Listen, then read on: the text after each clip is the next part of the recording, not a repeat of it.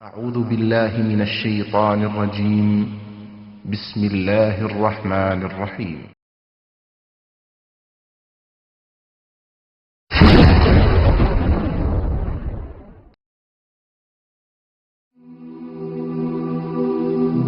মৃত্যু এমন এক বাস্তবতা যার থেকে কেউ পলায়ন করতে পারবে না। প্রত্যেকটি প্রাণীকেই মৃত্যুর স্বাদ আস্বাদন করতে হবে। আল্লাহ তাআলা পবিত্র কালামে মাজিদে ইরশাদ করেন, কুল্লু নাফসিন যায়িকাতুল মাউত, প্রতিটি প্রাণী ওই মৃত্যুর স্বাদ আস্বাদন করবে। কুল ইন্নাল মাউতাল্লাযী তাফিররুনা মিনহু ফাইন্নাহু মুলাকীকুম, হে নবী আপনি বলে দিন, মৃত্যু যার থেকে তোমরা পলায়ন করছো সে অবশ্যই তোমাদের সাথে সাক্ষাৎ করবে। আইনামা তাকুনু ইউদরিকুমুল মাউত ওয়ালাউ কুনতুম ফি বুরুজিম মুশাইয়াদা, তোমরা যেখানেই থাকো না কেন মৃত্যু তোমাদেরকে পাকড়াও করবেই, যদিও তোমরা সুদৃঢ় দুর্গে অবস্থান করো। লিকুল্লি উম্মাতিন আজাল, ইযা জাআ আজালুহুম ফালা ইস্তাখিরুনা সাআতান ওয়ালা ইস্তাকদিমুন, প্রত্যেকটি জাতিরই মৃত্যুর জন্য একটি নির্ধারিত সময় রয়েছে। যখন সেই নির্ধারিত সময় চলে আসে তখন তার থেকে এক মুহূর্ত আগ পিছ করা হয় না। এই ক্ষণস্থায়ী পৃথিবী যাকে নিয়ে তোমরা স্বপ্ন দেখছো, এই স্বপ্নের পৃথিবীও একদিন ধ্বংস হয়ে যাবে। কিয়ামতের সময় যখন নিকটবর্তী হবে তখন আল্লাহ সুবহানাহু ওয়া তাআলা নিজের দায়িত্বপ্রাপ্ত ফেরেশতাকে সিংহায় ফুৎকার দেওয়ার আদেশ দিবেন। অতঃপর ফেরেশতা সিংহায় ফুঁক দিবেন, ফলে পৃথিবী ও পাহাড় সমূহ উত্তোলিত হবে, চূর্ণ বিচূর্ণ হয়ে যাবে, আকাশ ফেটে টুকরো টুকরো হয়ে যাবে এবং নক্ষত্র সমূহ ঝরে পড়বে, সূর্য তার কিরণ হারিয়ে ফেলবে, সমুদ্রকে উত্তাল করে তোলা হবে। সেদিন কিয়ামতের ভূমিকম্প ও কিয়ামতের ভয়াবহ অবস্থা দেখে সকলেই মৃত্যুবরণ করবে। আল্লাহ তাআলা বলছেন, ইয়া আইয়ুহান নাসু ইত্তাকু রাব্বাকুম ইন্না যালযালাতাস সাআতি শাইউন আযীম ইয়াওমা তারাউনাহা তাযহালু কুল্লু মুরদি'াতিন আম্মা রাদা'at ওয়া তাদ'উ কুল্লু যাতি হামলিন হামলাহা ওয়া তারান নাসা সুকারা ওয়া মা হুম বিসুকারা ওয়ালাকিন্না আযাবাল্লাহি শাদীদ।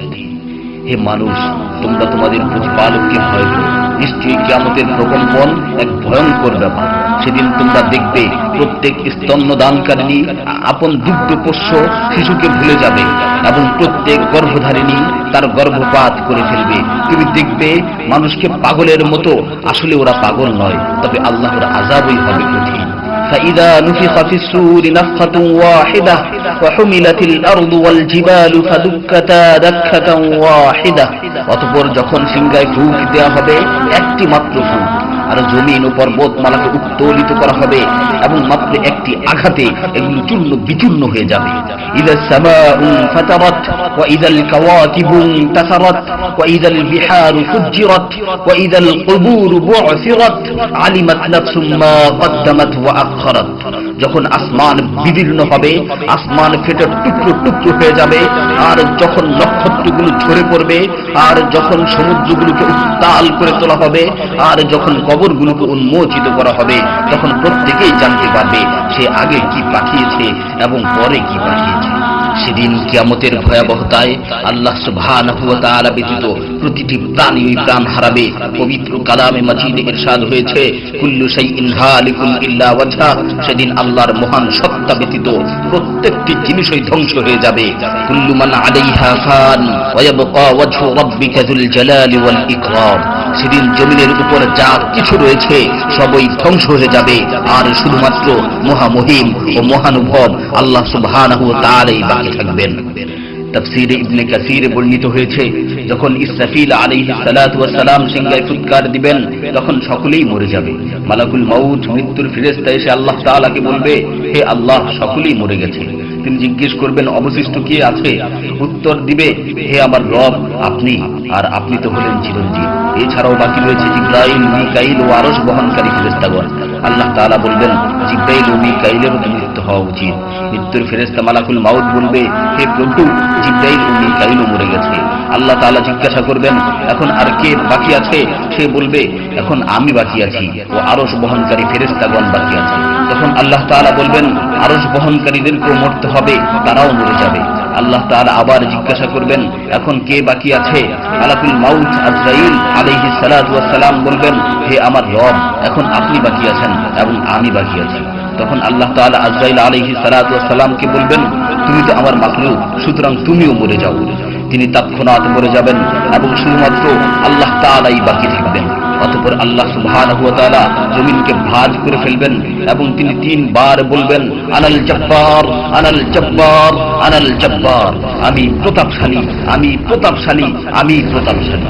অতঃপর তিনি 3 বার জিজ্ঞাসা করবেন, লিমানিল মুলকুল ইয়াউম, লিমানিল মুলকুল ইয়াউম, লিমানিল মুলকুল ইয়াউম, আজকের রাজত্ব কার, আজকের সার্বভৌমত্ব কার, আজকের আধিপত্য কার? জবাব দেওয়ার মতো কেউই থাকবে না। তিনি আবার উত্তর দিবেন, লিল্লাহিল ওয়াহিদিল কাহ্হার, আজকের রাজত্ব, আজকের সার্বভৌমত্ব, আজকের আধিপত্য পরাক্রমশালী একমাত্র আল্লাহ। ইবনে ওমর রাদিয়াল্লাহু তাআলা আনহু হতে বর্ণিত অপর এক হাদিসে ইরশাদ হয়েছে, কিয়ামতের দিন আল্লাহ সুবহানাহু ওয়া তাআলা আসমান জমিনকে ভাঁজ করে নিজ হাতে গুটিয়ে নেবেন। অতঃপর বলবেন, আনাল মালিক, আনাল জব্বার, আনাল মুতাকাব্বির, আমি বাদশাহ, আমি প্রতাপশালী, আমি অহংকারী। আইনা মুলুকুল আরদ, আইনাল জব্বারুন, আইনাল মুতাকাব্বিরুন, দুনিয়ার রাজা বাদশারা কোথায়, দুনিয়ার প্রতাপশালীরা কোথায়, দুনিয়ার অহংকারকারীরা কোথায়? তখন আল্লাহ তাআলা সুউচ্চ কণ্ঠে 3 বার জিজ্ঞাসা করবেন, লিমানিল মুলকুল ইয়াউম, লিমানিল মুলকুল ইয়াউম, লিমানিল মুলকুল ইয়াউম, আজকের রাজত্ব কার, আজকের সার্বভৌমত্ব কার, আজকের আধিপত্য কার? অতঃপর তিনি 3 বার উত্তর দিবেন, লিল্লাহিল ওয়াহিদিল কাহ্হার, আজকের সার্বভৌমত্ব, আজকের রাজত্ব, আজকের আধিপত্য প্রতাপশালী একমাত্র আল্লাহ সুবহানাহু ওয়া তাআলা।